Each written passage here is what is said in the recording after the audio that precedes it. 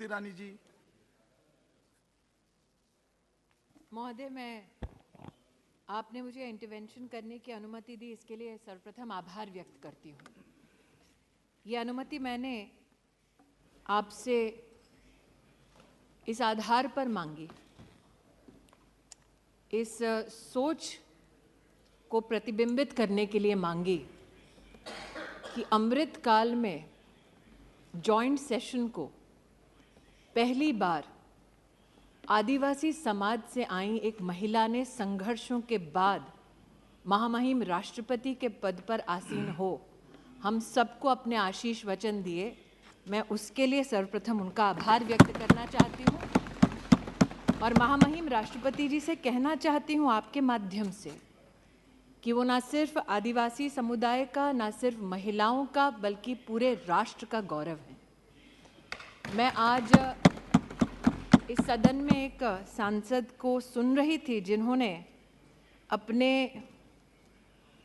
भाषण की शुरुआत ही इन शब्दों से की कि वो महामहिम राष्ट्रपति जी के अभिभाषण का विरोध करते हैं।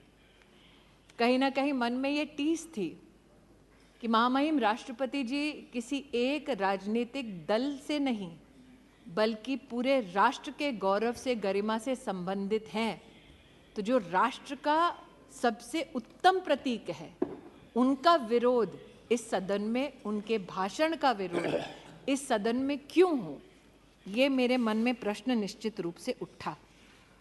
लेकिन अगर महामहिम राष्ट्रपति जी के अभिभाषण के पहले पृष्ठ को हम सब पढ़ें तो अमृत काल में स्वर्णिम शब्दों में भारत के भविष्य को उन्होंने उल्लेखित किया। एक तरफ आत्मनिर्भरता की बात की और दूसरी ओर मानवीय कार्यों की बात की।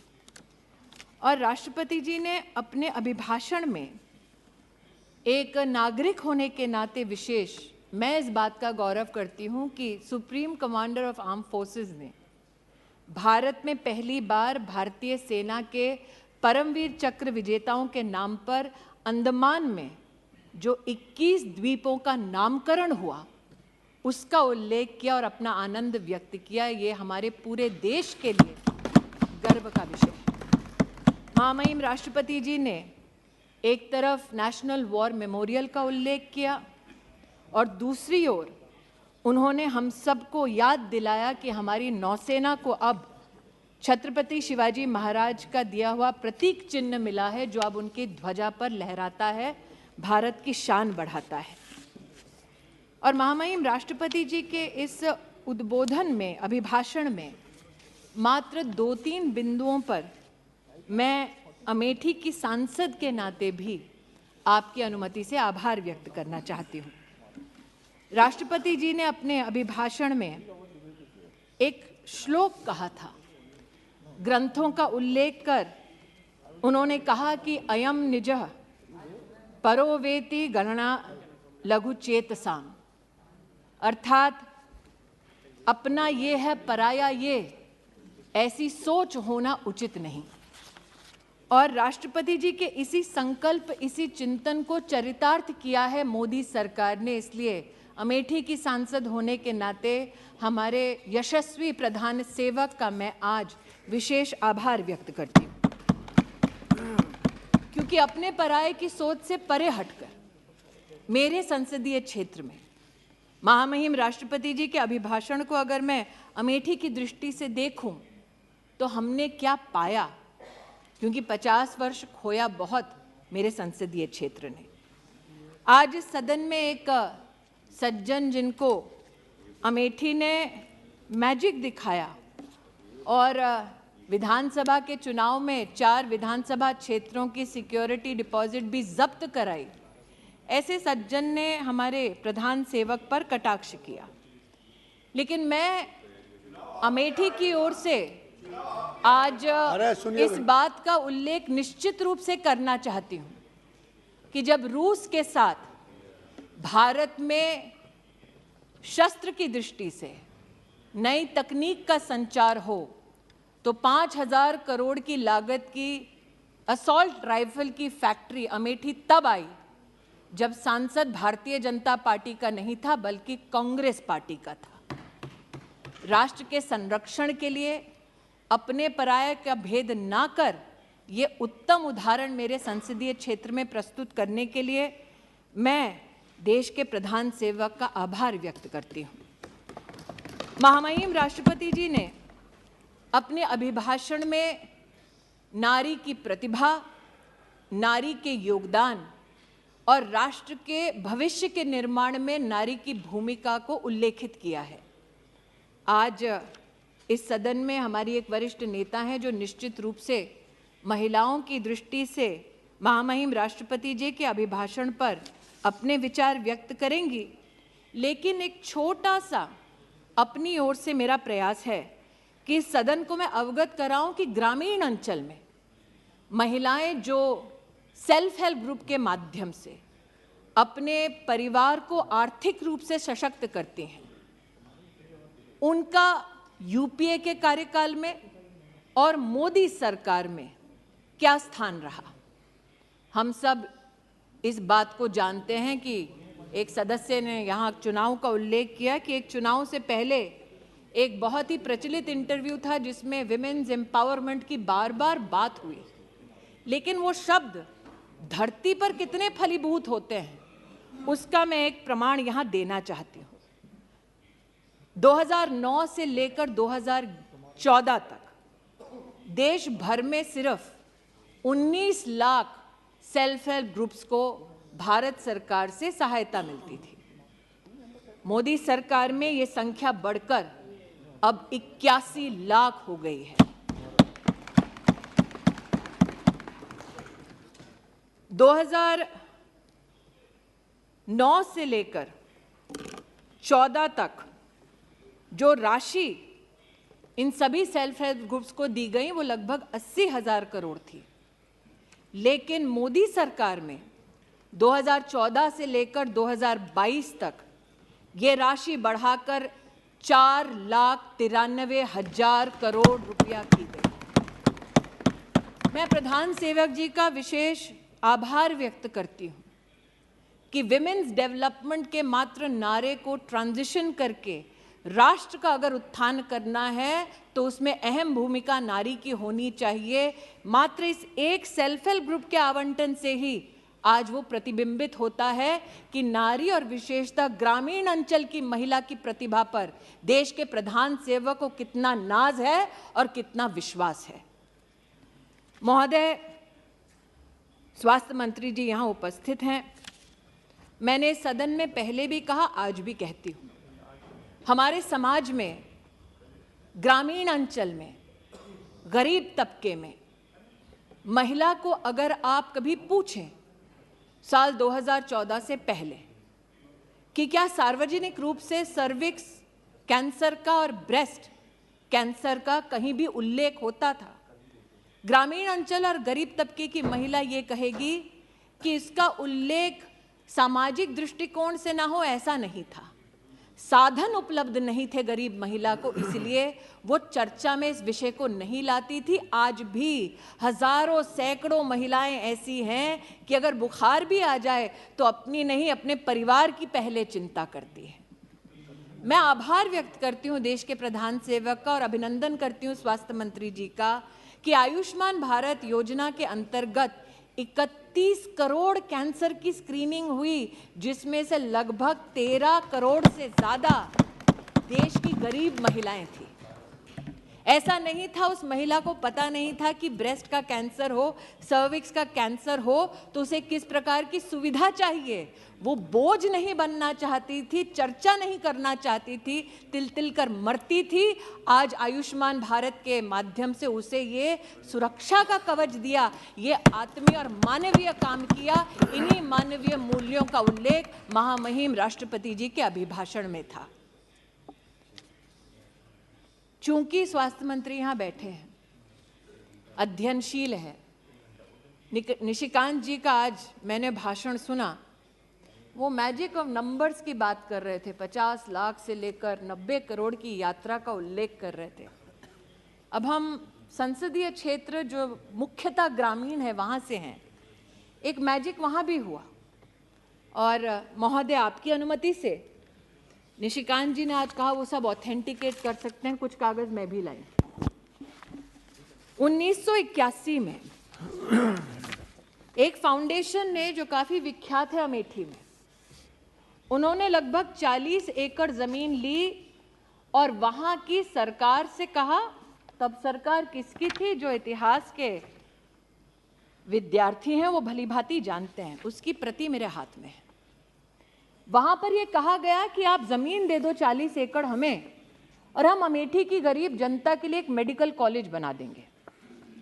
अब 40 एकड़ जमीन का मैजिक 623 रुपए में।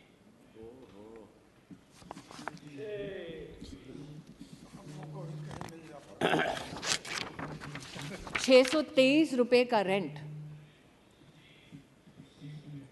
और सुरेश जी सुनिए, 623 रुपए का रेंट 30 साल तक, 30 साल तक अमेठी के गरीब नागरिकों को ये बार बार कहा गया कि आपके लिए मेडिकल कॉलेज खोल देंगे जी। लेकिन आज अगर कोई अमेठी गया है तो जानेगा कि जिस धरती पर वो कॉलेज खोलने की बात कर रहे थे, उस पर उस परिवार ने अपने लिए गेस्ट हाउस बनाया।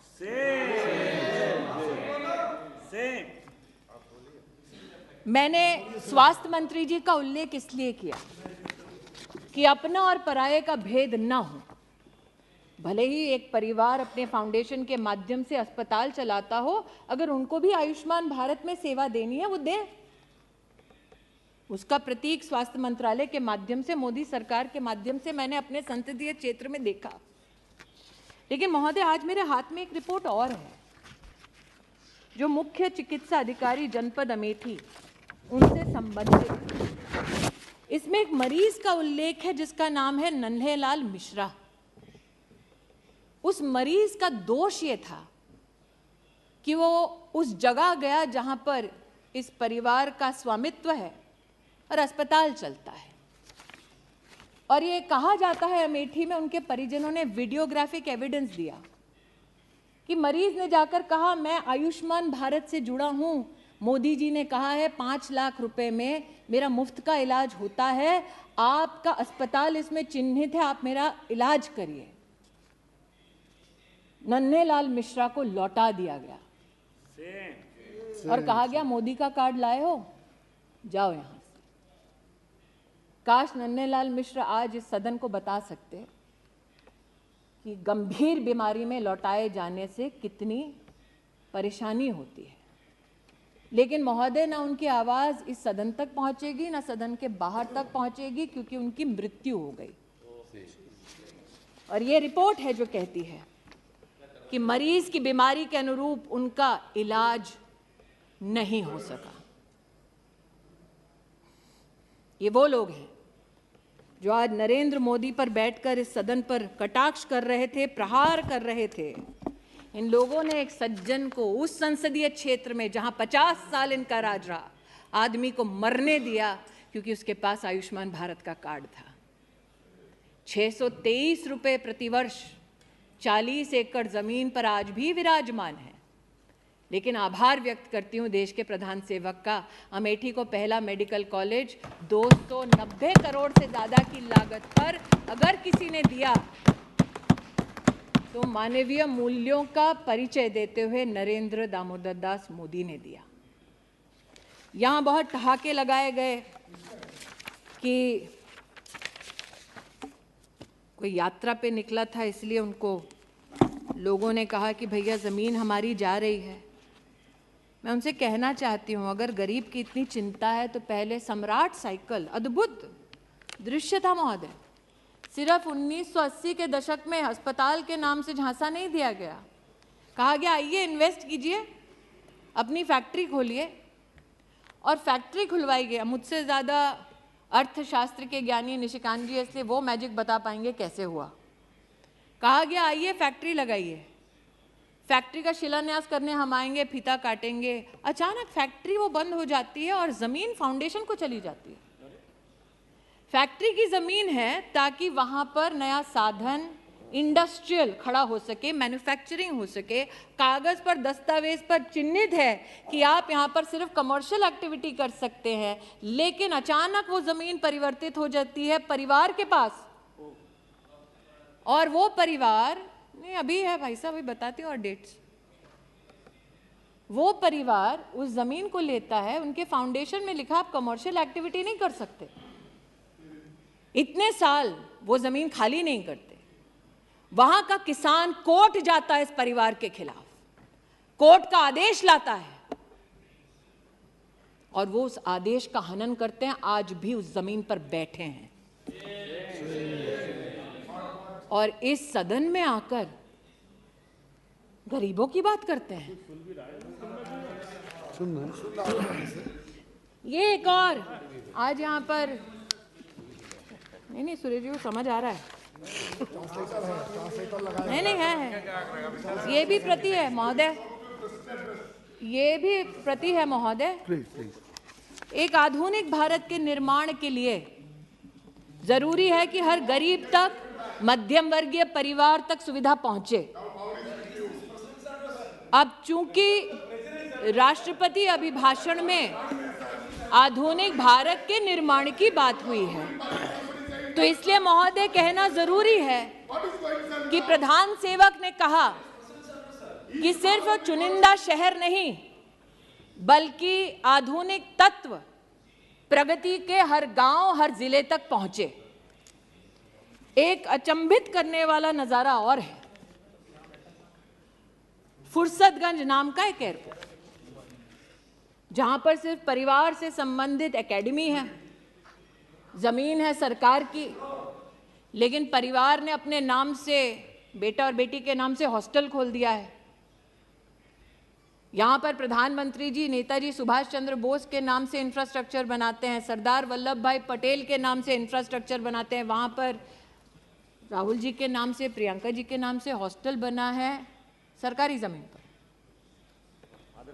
और बोर्ड पर वो जब थे तो उन्होंने उस पूरी अकादमी के संचालन के लिए किसी हिंदुस्तानी को नहीं, किसी विदेशी कंपनी पर विश्वास किया। उस विदेशी कंपनी ने उस एयरपोर्ट का क्या हश्र किया, यहाँ पर उस रिपोर्ट में उल्लेखित है।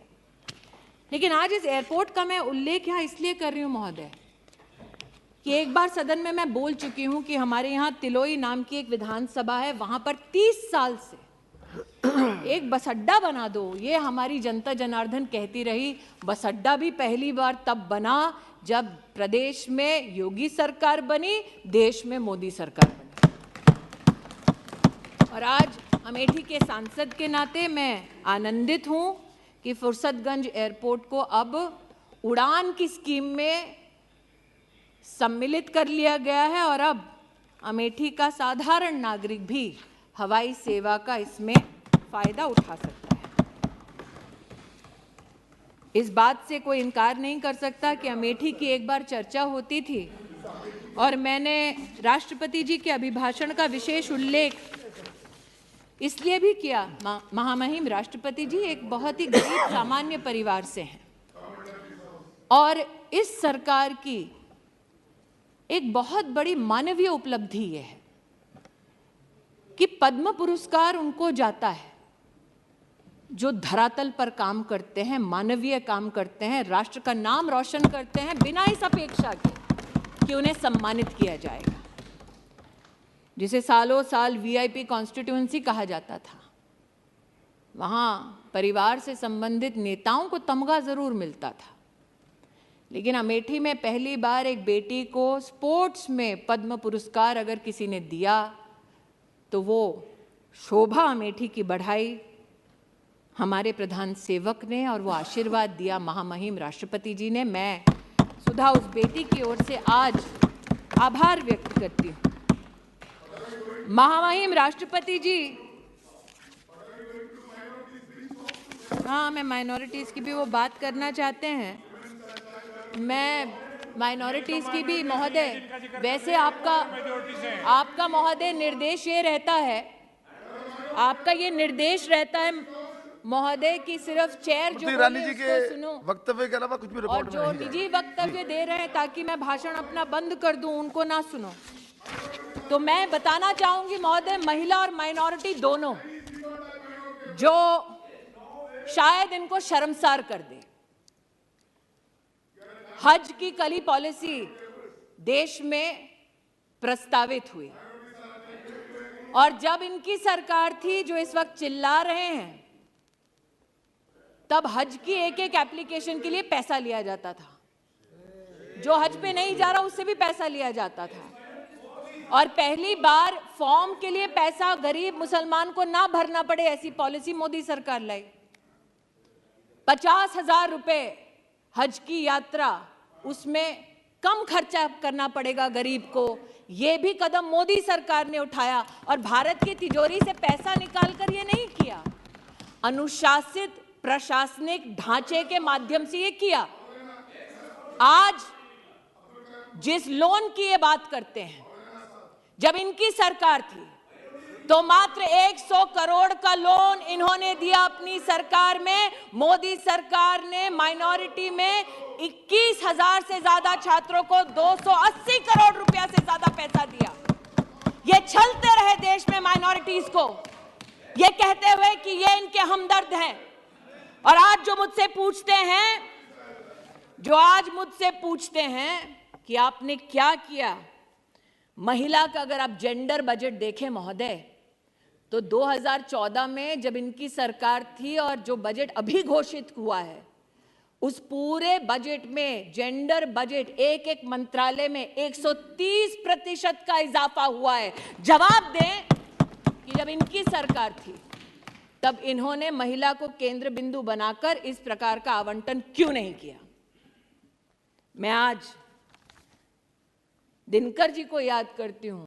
राष्ट्रकवि ने कहा था, प्रण करना है सहज, कठिन है लेकिन उसे निभाना।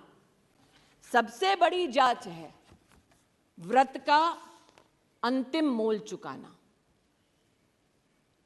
संकल्प मोदी ने किया और इसीलिए आज कीमत चुकाते हैं जब आप बिना किसी तथ्य के उन पर कटाक्ष करते हैं, उन पर आरोप मढ़ते हैं।